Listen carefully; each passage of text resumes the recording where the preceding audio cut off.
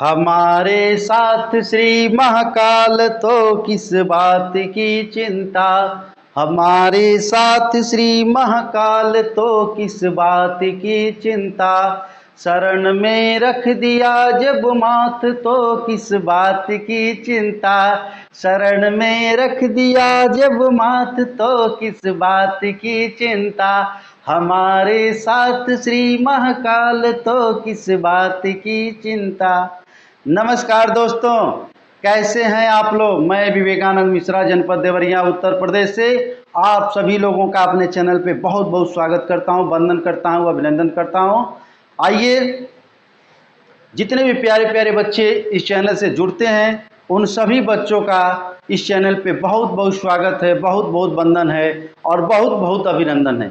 आइए हम लोग अपना जो है चैप्टर शुरू करते हैं। कक्षा 12, ये जो कक्षा 12 का गद्य खंड है जो पाठ 8 है, और इसी के साथ ये पाठ 8 के साथ साथ यह लेसन जो है भी समाप्त हो जाएगा। और यह जो लेसन है आर्ट के लिए है और साइंस के लिए भी है। यह जो है पाठ आर्ट और साइंस दोनों के लिए है। ये जो पाठ है ना, साइंस आर्ट और दोनों के लिए है। आइए हम लोग अपना पाठ शुरू करते हैं। पाठ को शुरू करने से पहले वही छोटा सा आप लोगों से रिक्वेस्ट है कि प्लीज़ जो बच्चे नए नए जुड़ रहे हैं चैनल पे, वे सभी लोग जो है इस चैनल को सब्सक्राइब करें, लाइक करें और शेयर करें। आज हम लोग का चैप्टर है हम और हमारा आदर्श, डॉक्टर APJ अब्दुल कलाम के द्वारा लिखा हुआ।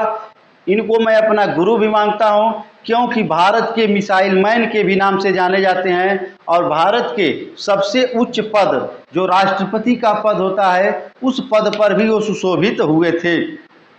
सन 1931 ईस्वी में इनका जन्म हुआ था और 27 जुलाई सन 2015 ईस्वी को मृत्यु हो गई। ये राष्ट्रपति के पद पर रहते हुए इनको दोबारा चुनने के लिए कहा गया, चुनाव लड़ने के लिए कहा गया, लेकिन ये मना कर दी।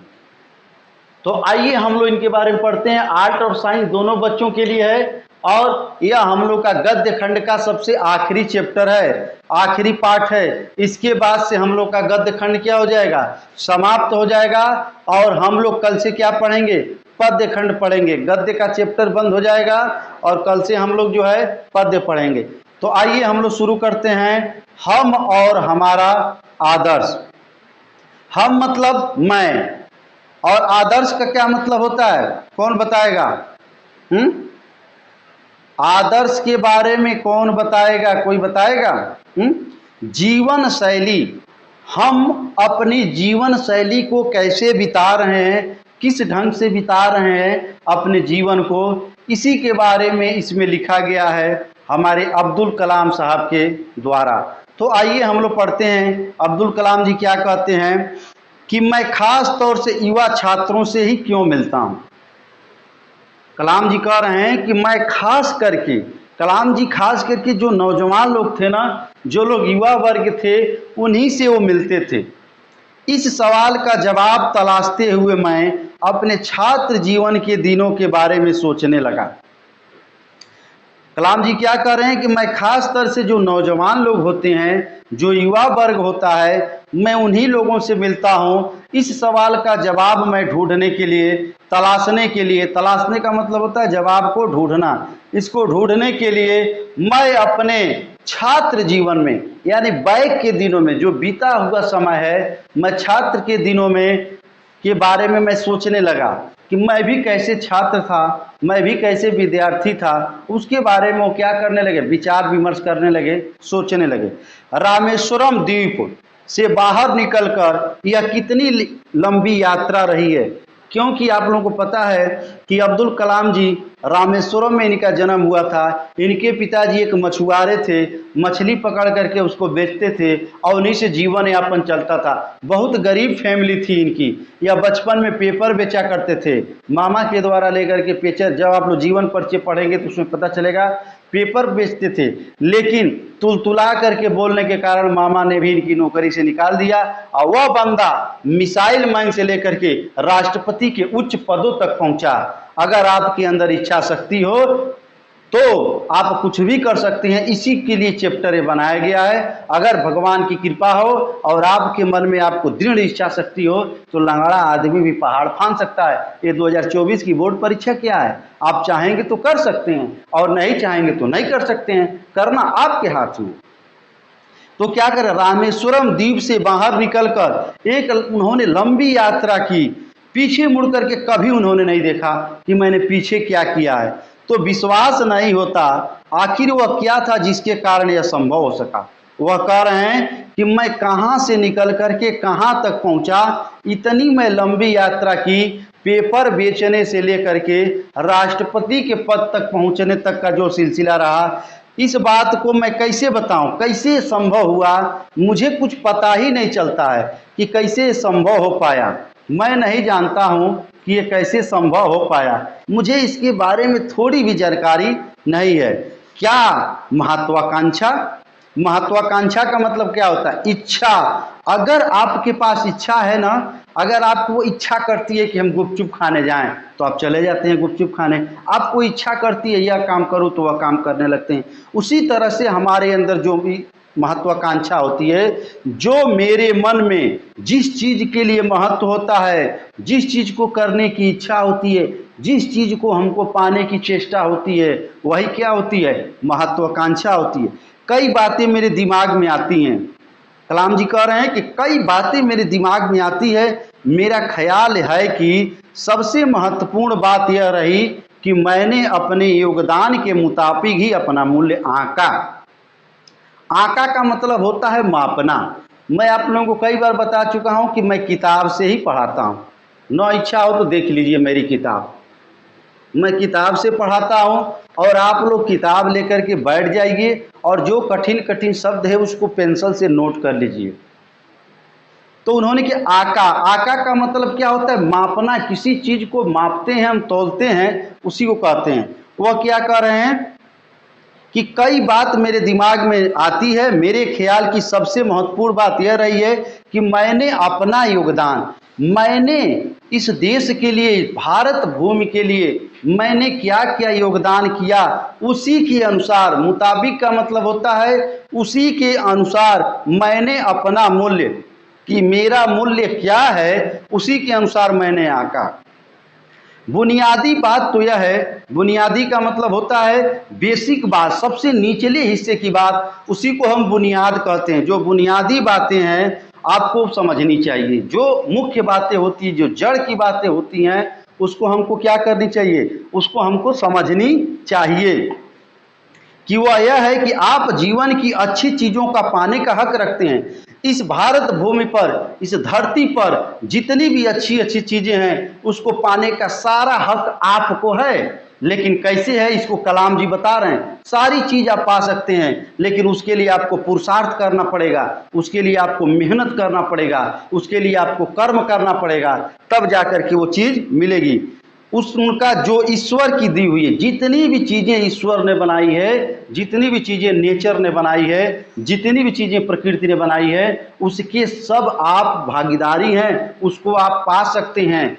अगर बारिश होती है तो प्रकृति ये नहीं देखती है कि मैं यहाँ बरस रहा हूँ वहाँ बरस रहा हूँ। अगर धूप होता है तो सब जगह धूप होता है, अगर ठंडी पड़ती है तो सब जगह पड़ती है, हवा चलती है तो एक समान चलती है। ये जो प्रकृति देती है, जो ईश्वर के द्वारा दिया हुआ वस्तु है, यह जो है सबके लिए है, सबके हक के लिए है। जब तक हमारे विद्यार्थियों और युवाओं को यह भरोसा नहीं होगा कि वे विकसित भारत के नागरिक बनने योग्य हैं, तब तक वे जिम्मेदार और ज्ञानवान नागरिक भी कैसे बन सकते हैं। हमारे कलाम जी क्या कह रहे हैं कि जब तक हमारे जो विद्यार्थी हैं, विद्यार्थी का मतलब होता है जो विद्या अध्ययन करने वाला, और युवाओं, जितने नौजवान लोग हैं उनको यह भरोसा होना चाहिए, अपने आप पे विश्वास होना चाहिए कि वे विकसित भारत के नागरिक बनने योग्य हैं। अगर वे काम करें तो तब तक वे जिम्मेदार मतलब उनके ऊपर जिम्मेदारी नहीं आएगी, जब तक उनके अंदर ज्ञान नहीं आएगा, जब तक उनके अंदर बुद्धि नहीं आएगी, तब तक वह एक नागरिक जो है विकसित भारत के नहीं बन सकती। अगले पैराग्राफ में लेखक क्या कर रहा है, विकसित देशों की समृद्धि के पीछे कोई रहस्य छिपा नहीं है।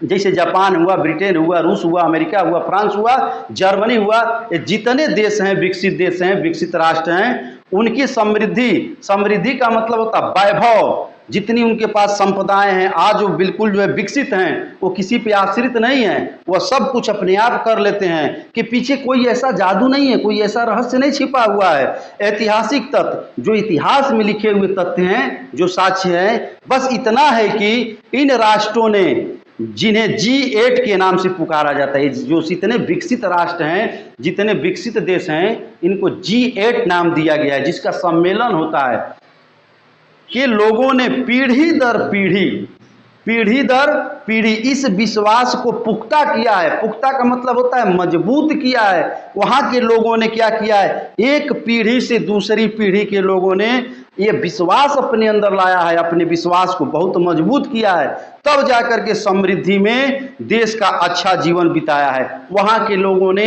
एक से एक करके बहुत ही मेहनत किया है, बहुत ही जाकर के काम किया है, तब जाकर के उनका देश समृद्ध बना है, तब जाकर के उनका देश मजबूत बना है, तब जाकर के उनका देश विकसित बना है। वहां के प्रत्येक नागरिकों का विकसित करने में उतना ही हाथ है, तब जाकर के वो अच्छा जीवन बिता रहे हैं। तब सच्चाई उनकी आकांक्षाओं के अनुरूप ढल गई। आकांक्षा का मतलब होता है इच्छा, जो उनकी आवश्यकता थी वह आवश्यकता क्या हुई, उनकी जो इच्छाएं थी वह उनके अनुरूप, वह जो चाहते हैं वो पा लेते हैं, क्योंकि विकसित है ना, सब लोग पढ़े लिखे हैं, सब शिक्षित लोग हैं और देश के लिए योगदान करना चाहते हैं। हमारे देश में क्या होता है कि देश हमारे लिए क्या कर रहा है, सरकारें हमारे लिए क्या कर रही हैं, लेकिन हम ये नहीं सोचेंगे कि हम अपने देश के लिए क्या कर रहे हैं, हम सरकार के लिए क्या कर रहे हैं, इस भारत भूमि के लिए क्या कर रहे हैं, यह नहीं सोचेंगे। जबकि एक छोटी सी बात बता देना चाहता हूं कि एक कहानी में पढ़ा था कि एक जापान में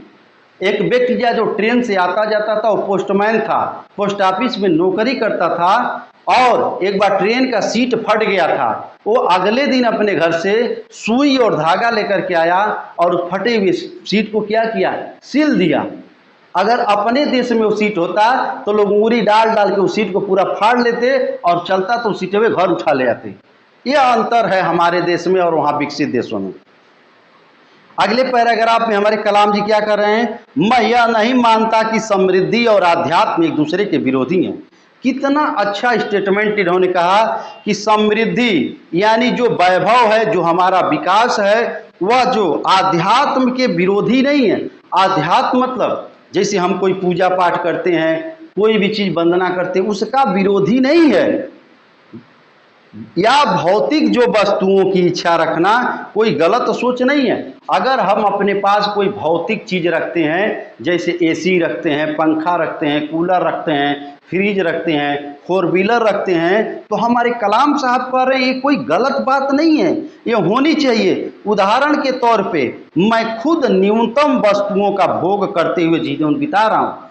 हमारे कलाम साहब क्या कर रहे हैं कि मैं कम से कम भौतिक वस्तुओं का उपयोग करता हूं। आपको पता है कलाम साहब मिसाइल मैन से लेकर के और भारत के राष्ट्रपति पद को सुशोभित किए, लेकिन जब उनकी मृत्यु हुई ना तो उनके खाते में कोई ज्यादा पैसा नहीं था, उनके पास कोई, उनके नाम से राष्ट्रपति बनने के बाद भी उनके नाम से कोई गाड़ी तक नहीं थी।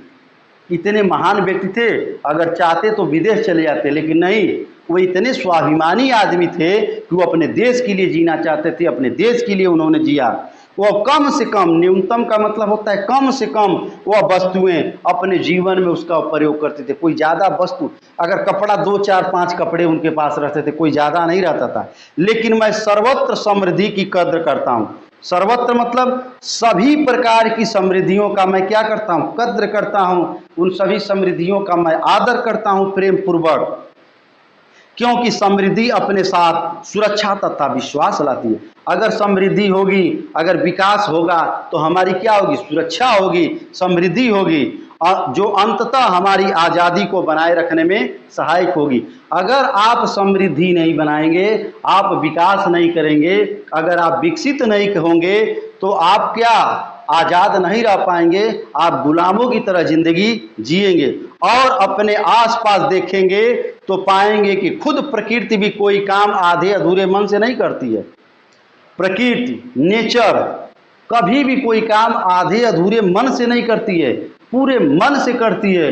बारिश होगा तो पूरे मन से होगा, धूप प्रकृति करेगी तो पूरे मन से करेगी। और अगर किसी बागीचे में जाइए, हमारे कलाम साहब क्या कह रहे हैं, किसी बागीचे में जाइए, मौसम में आपको फूलों की बहार देखने को मिलेगी। अगर किसी बागीचे में आप जाएंगे तो वहाँ पे मौसम जब आएगा ना, तो वहाँ पे फूलों की क्या देखने को मिलेगी, चारों तरफ फूलों की बहार ही बहार देखने को मिलेगी। अथवा ऊपर की ही देखेंगे, अगर आसमान की तरफ देखेंगे तो सारा ब्रह्मांड दिखाई देगा, अनंत तक पूरा ब्रह्मांड चारों तरफ फैला हुआ दिखाई देगा। आपको यकीन से परे है, आप यकीन नहीं कर पाएंगे।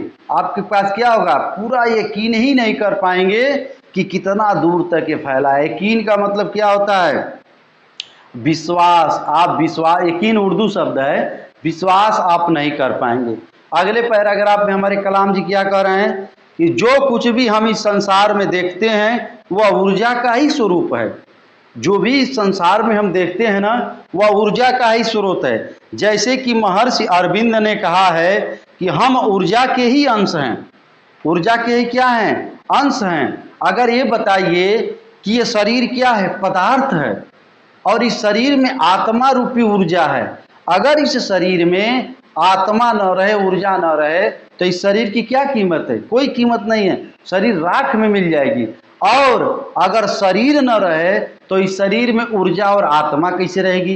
तो इसलिए दोनों एक दूसरे के क्या हैं, पूरक हैं। ऊर्जा, अगर ऊर्जा और ये जो शरीर है, ये जो पदार्थ है हमारा, ये दूसरे के क्या हैं, पूरक हैं। इसलिए जब हमने यह जान लिया कि आत्मा और पदार्थ दोनों का अस्तित्व का हिस्सा है, हमारे कलाम जी क्या कर रहे हैं, शरीर और पदार्थ यानी आत्मा और पदार्थ दोनों का जो अस्तित्व है, दोनों अस्तित्व का एक हिस्सा है। अगर दोनों न रहें तो अस्तित्व दोनों का नहीं रहेगा, दोनों क्या हो जाएंगे, मिट जाएंगे। वे एक दूसरे से पूरा तादात्म्य बनाकर रखे हुए हैं। तादात्म्य का मतलब क्या होता है, एक दूसरे में जोड़ करके, एक दूसरे में, तादात्म्य का मतलब एक दूसरे से मिला जुला करके आपस में बना करके रखते हैं। तो हमें यह एहसास भी होगा कि भौतिक पदार्थों की इच्छा रखना किसी भी दृष्टिकोण से शर्मनाक या गैर आध्यात्मिक बात नहीं है। हमारे कलाम साहब कह रहे हैं कि किसी भी तरह से भौतिक जो पदार्थ है उसको अपने पास, यानी गाड़ी, पंखा, कूलर, एसी रखना, इसको रखना किसी भी तरह का, किसी भी दृष्टिकोण से, किसी भी नज़रिए से अगर देखा जाए तो शर्म की बात नहीं है और गैर आध्यात्म की बात नहीं है। आध्यात्म में भी ऐसा होना चाहिए। अगले पैराग्राफ में लेखक क्या कह रहा है कि इसके बावजूद अक्सर हमें यही विश्वास दिलाया जाता है, इसके बावजूद भी हमको अक्सर यही बात का विश्वास दिलाया जाता है कि न्यूनतम में गुजारा करने, कम से कम में गुजारा, न्यूनतम का मतलब होता है कम से कम में गुजारा करने और जीवन बिताने में ही निश्चित रूप से कोई हर्ज नहीं है। हर्ज मतलब कोई दिक्कत नहीं है, कम से कम वस्तुओं में अपना जीवन का गुजारा करना कोई हर्ज यानी कोई दिक्कत की बात नहीं होनी चाहिए। महात्मा गांधी जी ने ऐसे ही जीवन जिया था। महात्मा गांधी भी क्या जिए थे, बहुत ही कम वस्तुओं से अपने जीवन को जिए थे। लेकिन जैसा कि उनके साथ था, आपके मामले में भी यह आपकी पसंद पर निर्भर करता है। हमारे कलाम साहब क्या करें, यह उनकी पसंद थी, कलाम साहब की पसंद थी, लेकिन जो आपकी पसंद है इसके मामले में आपकी पसंद पर निर्भर करता है। आपकी ऐसी ही जीवन शैली, आपकी ऐसी जीवन शैली इसलिए है क्योंकि इससे वे तमाम ज़रूरतें पूरी होती हैं। आप जो जीवन शैली जी रहे हैं, उस जीवन शैली के जीने से आपके साथ जो भी आवश्यकता की चीज़ें हैं, जो भी ज़रूरत की चीज़ें हैं, वह सब क्या हो रही हैं, पूरी हो रही हैं। जो आपके भीतर की गहराइयों से उपजी हैं, जो आपके अंदर की जो गहराइयां हैं ना, उन गहराइयों से क्या हुई है, उपजी हैं, यानी जन्म ली हैं। लेकिन त्याग की प्रतिमूर्ति बनना और जोर जबरदस्ती से चुनना, सहने का गुणगान करना अलग बात है। हमारे लेखक क्या कह रहे हैं कि लेकिन त्याग, त्याग मतलब होता है किसी चीज को छोड़ देना, त्याग देना, त्याग की प्रतिमूर्ति बनना, यानी कोई मूर्ति बनना और जोर जबरदस्ती किसी के साथ जबरदस्ती से किसी चीज को चुनना और सहने का जो गुणगान होता है, किसी की बड़ाई करना, गुणगान का मतलब होता है किसी की बड़ाई करना अलग बात है। हमारी जो युवा शक्ति है से संपर्क कायम रखने के बारे में मेरे फैसले का आधार भी यही है। देखिए कलाम जी कहीं भी जाते थे ना, उनका कोई प्रोग्राम लगता था तो वहाँ पे जितने भी युवा लोग थे उनसे वो मिलते थे।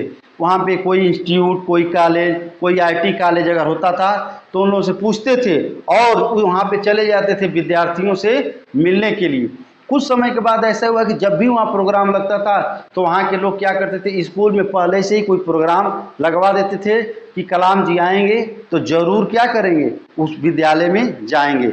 हमारी जो युवा शक्ति से संपर्क कायम करने का जो फैसला है इसी आधार पर है। कलाम जी कह रहे हैं उनके सपनों को जानना, उनके अंदर क्या सपना है, क्या वो बनना चाहते हैं, क्या करना चाहते हैं, उनके सपनों को जानना और उन्हें बताना कि अच्छे अच्छे भरे बुरे, अच्छे भरे पूरे और सुख सुविधाओं से पूर्ण जीवन के सपने देखना तथा फिर उस स्वर्णिम मुख के लिए काम करना सही है। कलाम जी क्या कर रहे हैं, उनके सपनों को जानना कि उनके अंदर क्या सपना है, वो क्या देखना चाहते हैं और उन्हें इस बात को बताना अच्छे तरीके से कि उनके भरे पूरे जीवन में सुख सुविधाओं से पूर्ण जो जीवन के सपने देखना है तथा फिर उसका स्वर्णिम सोने जैसा युग के लिए काम करना क्या होगा, सही होगा। आप जो कुछ भी कर रहे हैं, आप जो कुछ भी कर रहे हैं वह आपके हृदय से किया गया हो। जो भी आप कोई कार्य करते हैं वह काम अगर आप हृदय से कर रहे हैं, जबरदस्ती नहीं कर रहे हैं, अगर हृदय से कर रहे हैं, अपनी आत्मा को अभिव्यक्ति दे रहे हैं, अपनी आत्मा को क्या कर रहे हैं, आत्मा से अभिव्यक्ति दे रहे हैं और इस तरह आप अपने आसपास प्यार, प्रेम तथा खुशियों का प्रसार कर सकेंगे। अपने आसपास क्या कर सकेंगे, हमारे कलाम साहब कह रहे हैं अपने आसपास चारों तरफ प्रेम फैला सकते हैं, प्यार फैला सकते हैं और चारों तरफ खुशियों का प्रचार प्रसार कर सकते हैं। यह था चैप्टर हमारा हम और हमारा आदर्श तेजस्वी मन के संपादित अंश से लिया गया है, doctor APJ Abdul Kalam missile man के द्वारा लिखा हुआ। आज का हम लोग का जो 8वां चैप्टर है हम और हमारा आदर्श, इसी के साथ साथ आज हम लोगों का गद्य खंड क्या हो रहा है, समाप्त हो रहा है और आज हम लोग का गद्य खंड का समापन हो गया। कल से हम लोग पद्य खंड शुरू करेंगे। तब चलता हूँ पद्य खंड का जो पहला पाठ है उसकी तैयारी करने के लिए। चलते चलते मैं आप लोगों से एक बात और कहना चाहता हूं कि प्लीज़ चैनल को सब्सक्राइब करिए, जितना ज़्यादा से ज़्यादा हो सके शेयर करिए, लाइक करिए और प्यारा प्यारा कमेंट करिए। तब तक अपना ख्याल रखिए। जय हिंद।